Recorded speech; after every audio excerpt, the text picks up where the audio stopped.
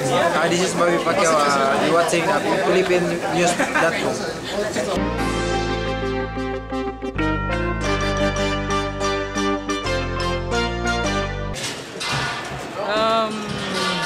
Isang matinding laban na masasabi. So, maganda yung kinalabasan ng laban kahit talagang close fights. Lahat naman nagsasabi close fight, magandang laban. Natutuwa ako sa feedback ng mga tao na nabigyan ko sa isang magandang laban.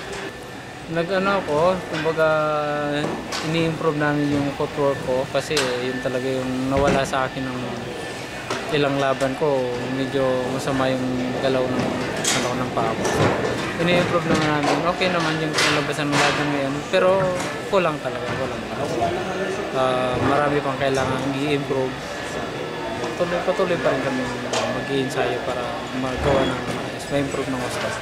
Itong laban na ito sinasabi nila sa akin na kumbaga madali daw, pero sa akin naman, para sa akin, wala akong inisip na madaling laban. Kasi siyempre pag umakit ka sa ring, yung ibang mga tao nagsasabi, mabilis na yan, kayang-kaya mo yan. Pero walang ibang tutulong sa akin, ako lang, nanalangin ako para pagkalog sa akin ng Diyos yung lakas. So, wala akong iniisip na easy fight para sa akin.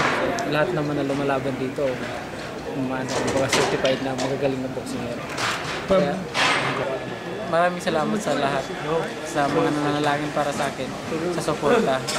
Sana po tuloy-tuloy ang suporta niyo. Maraming salamat.